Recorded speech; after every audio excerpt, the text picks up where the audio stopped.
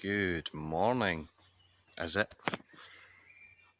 A minute and a half until the afternoon, so yes, it's a good morning. Today, it's such a beautiful day.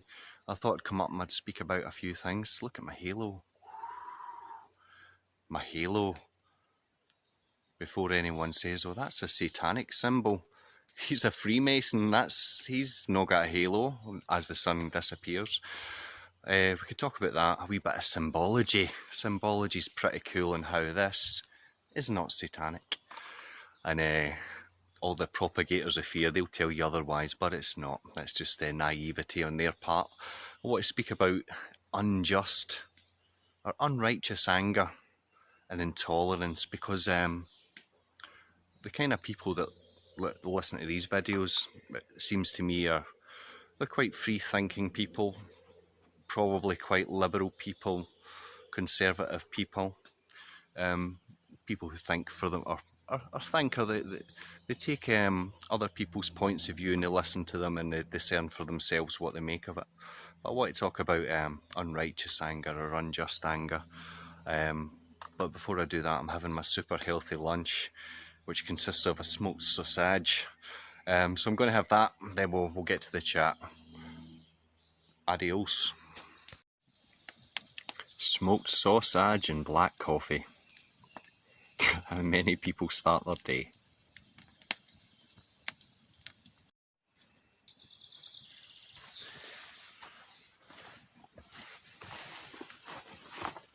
Whoa, let's get comfy. And not so smoky.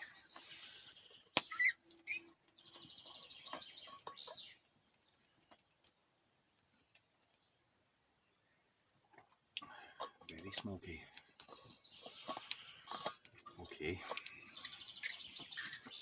Okay. The sausage was good. The coffee is equally as good. So today, anger, righteous anger, unrighteous anger.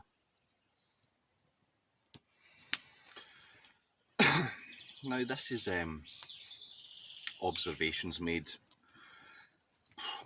on in the day-to-day world. I meet lots of people face to face, and most of them are like-minded people, chilled out people, peaceful people, very different to me, but we get along. We tolerate and accept the differences among us.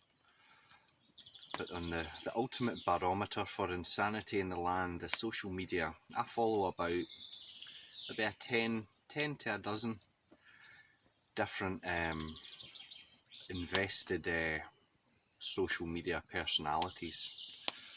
What I mean by invested is they put a lot of time into social media and things. I do a video once a week, usually, and I don't see it as investing much time. I come up here for a bit of peace, and I think, whilst I'm here, what could I speak about just off the bat? Now, what I've noticed on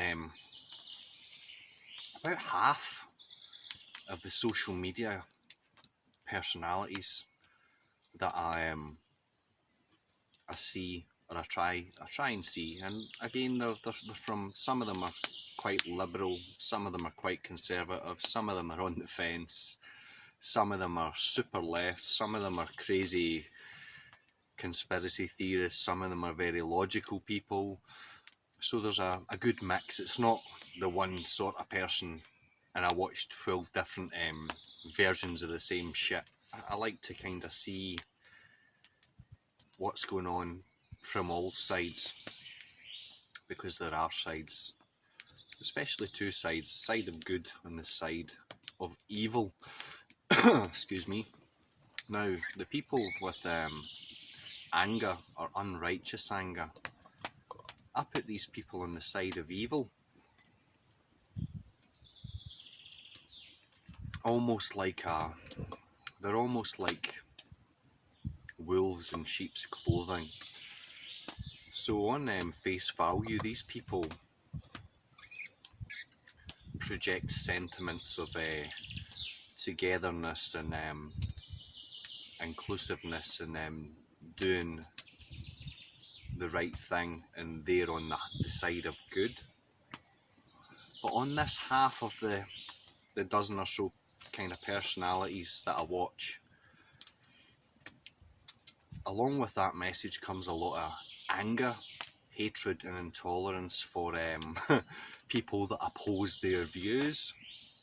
For instance, most people know I'm not getting alleged vaccinations. I won't be having my children getting vaccinations.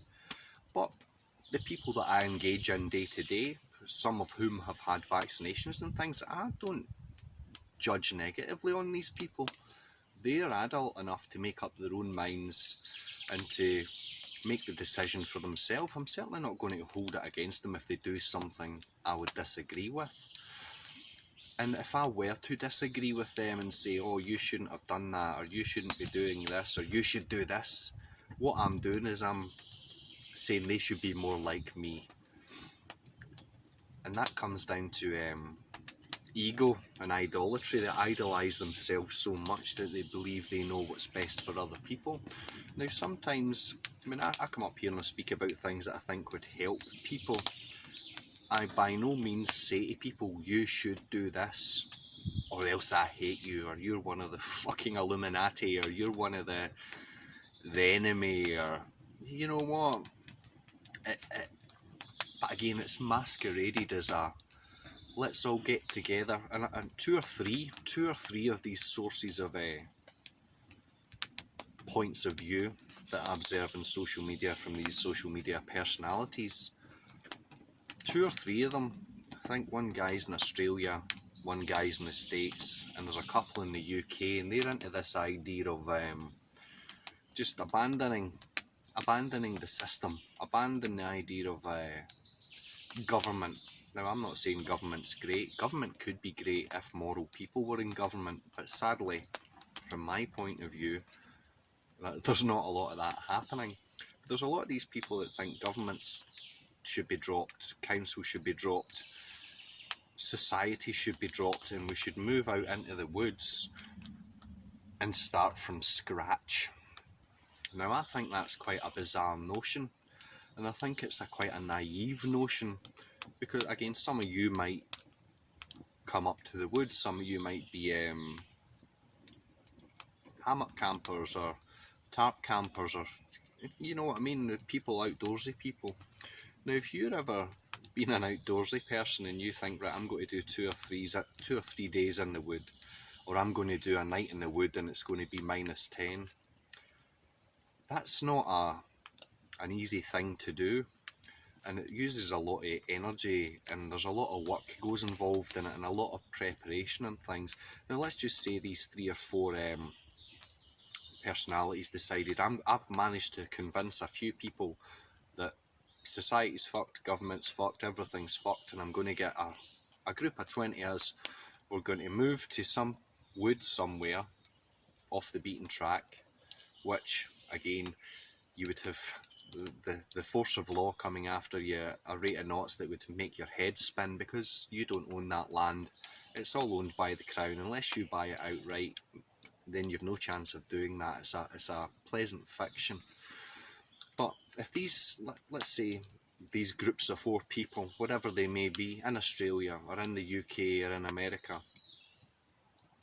if you were to get 20 people from Scotland and say, we're going to live in this wood from now on and drop society, well, it's fine and dandy just now, but come the winter, when it's -10, -12, -15 degrees Celsius, and you're going to think, why did I drop that home with a central heating? Why don't we build houses with windows and central heating? Then the next year, let's start working, and we'll start to charge each other for work that we can even barter to bring in some concrete and some bags of cement and things, and then we'll put down roads. Then a decade down the line, you've got a village, you've got a society, you've got somebody at the top of the tree with ego who wants to dictate to everyone else their way of thinking. Then you're back to the same place. It's like you're going back 2 steps to come forward 1. What you've got to do is you've got to look at what we've got going for us. If government were filled with noble and moral people, and people with wisdom and life experience, etc., it would function better. And the human species isn't a perfect thing. As a whole, people are prone to make mistakes. You're prone to get bad apple. You're prone to get people getting into power for the desire to control, to dictate, to be a figure of authority, to suit their vision of how the world should be. They're on the side of evil. You're always going to get that because that's part of humanity. And even if you cry and whinge about it until the end of time, you're always going to have these sorts of people, unless you get some sort of eugenic society, which again a lot of these truthers, light workers, fucking meditators, all these kind of spiritual people, you need to get some sort of eugenic society. So somebody did something that in their view was deemed to be against what they think is right, and it goes against their idea of righteousness, they would just wipe them off. They would phase them out, and it would be again back to totalitarian, authoritarian dictatorships led by people with good intentions. And if you just look at politics and politicians in particular, you'll get them and they'll say they're shit at the start. Oh, we're going to do this, we're going to make this better, we're going to make that better. Then all of a sudden, before you know it, they're putting up tax, they're making you fucking do all sorts of crazy shit and pay for all this crazy shit out of your labour. What we need to do is we need to accept that sometimes life goes down the way and can come back up, and it can go down, and it's all about how you can adapt to handle it. For example, I didn't like being an employee, so I became self-employed. I didn't like doing 9 to 5 work, so I became self-employed. And this week I've had an incredibly busy week.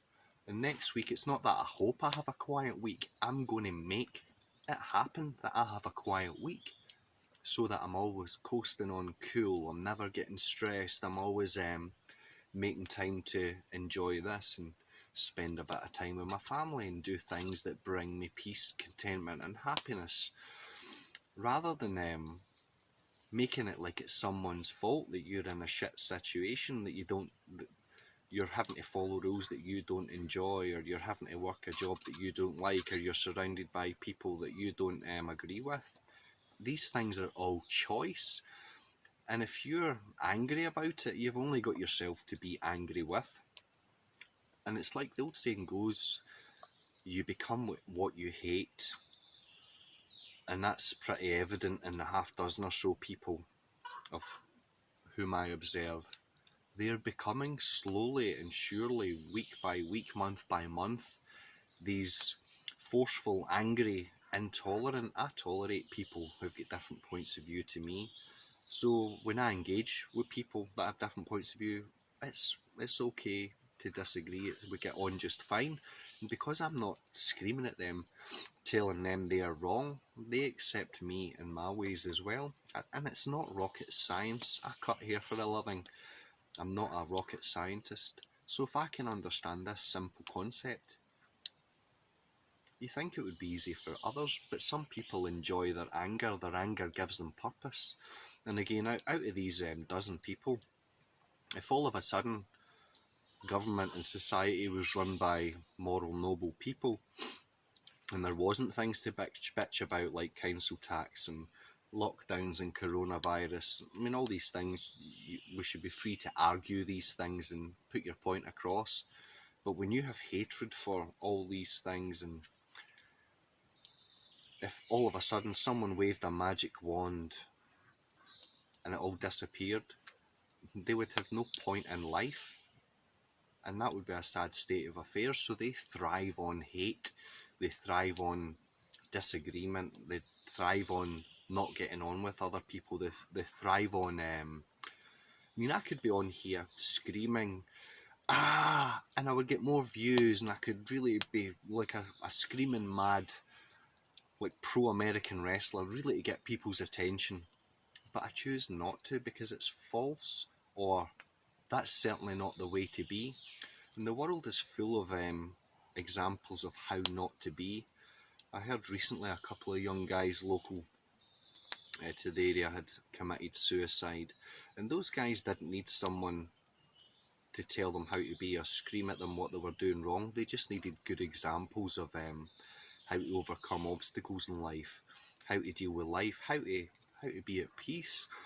But the more you look around, the less you see these types of men and women.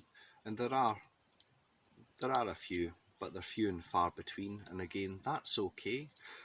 I don't feel I need to go about running into folk and telling them that they're not being great examples. Who am I to judge these people? These people obviously haven't had the same life that I've had and the same experiences, so they're going to be different. And who's to say that these revelations won't come to them later in life? You just need to make peace. And I call these angry, screaming skull divisionists, scaremongers. They're fools, and they're wolves in sheep's clothing. They may put across that they want things to be better, but if things got better, they wouldn't have a purpose to exist. They would simply then cease to be that screaming skull on a laptop screen or a mobile phone screen. They would become their job or their relationship, which isn't really much to boast about. But righteous anger. What is righteous anger? I once said, again on a social media platform, perhaps a year or so ago, that anger is abnormal.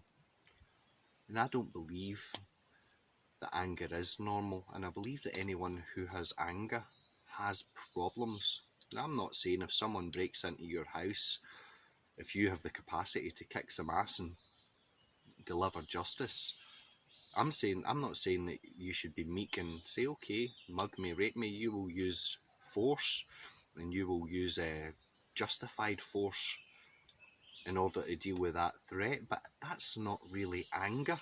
That's not anger. Anger and justified anger or righteous anger, I don't even believe that exists or should exist or is natural. I don't think it's natural. I think that's of the side of evil. If you are angry at anything, and people will say, what about the paedophiles, what about the rapists and the murderers and all these people? And I often find myself saying to people, if you removed yourself from the environment you grew up in, and you had the exact same environment as that paedophile, it's very likely that you would also be a paedophile, because you become your environment. They weren't born paedophiles. They had developed lusts and desires that were unnatural due to their environment, had these unnatural, sick things not being exposed to them. They wouldn't have become part of their thought and their being. And again, we're so exposed to pornography, children dressed as sluts, and kids being exposed to all sorts of crap at a young age. Can you really be surprised? So then, if you can see where it all comes from, it's hard to get angry about it. I'm not angry. I wish there weren't paedophiles and rapists and murders and stuff, but they don't make me angry. I'm just grateful that I didn't have that environment that would have made me into that, or you weren't in that environment and it didn't make you into that. It's still relatively a small problem in the grand scale of things, but the more we expose children to pornography and sexual content and more mature themes, the more it's going to come. It's like Sodom and Gomorrah. It gets to a point, then natural tension kicks in and just consumes it all. When children are sexualised and the immoral becomes moral and good becomes bad and bad becomes good, that's a good indication that society is about to crumble. What else did I say I wanted to speak about? It was that long ago, and since I had my smoked sausage, and I was on heaven and earth with my smoked sausage and my brown sauce. And because over 50% of my videos are watched out with the UK, most people don't know what brown sauce is, but that's alright. But I think we'll leave it there today. I said I'd keep it short and sweet. I had nothing in particular to speak about, but I thought it's been a wee week since I've made a video. I'll talk about anger and angry people. And don't follow these people. Listen to what they say, observe it, and realise why they are that. And you can watch them become more and more angry, get more and more out of touch, and these people are going to hit that natural tension where their anger consumes them. They either become what they hate, or they're going to have a bit of a breakdown one way or another. But that is life. It is up and down. Life is a roller coaster, as Ronan Keating once said. Not Slayer, Ronan Keating.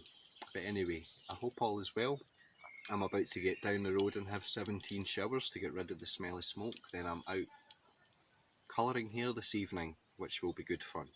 So anyway, God bless. Thanks for your attention, and I'll catch you soon. Oh, jeez. Oh, by the way, this, what I did at the start. So again, you get some of these conspiracy nuts, and they'll say, oh, fucking Cher was doing this. As I've said in previous videos, I'm trying to pick up a bit of British Sign Language. And in British Sign Language, this means I, because it's like a letter I. Love, because it's like a little heart shape. You, that means I love you. So you'll often see musicians in particular, when they're in front of an audience giving it all this, or some politicians and things. That's for the people who use sign language. It means I love you, not hail Satan, and all this stuff. So it just shows you how easily you can be convinced something means one thing, but it can also mean many other things. But anyway, God bless.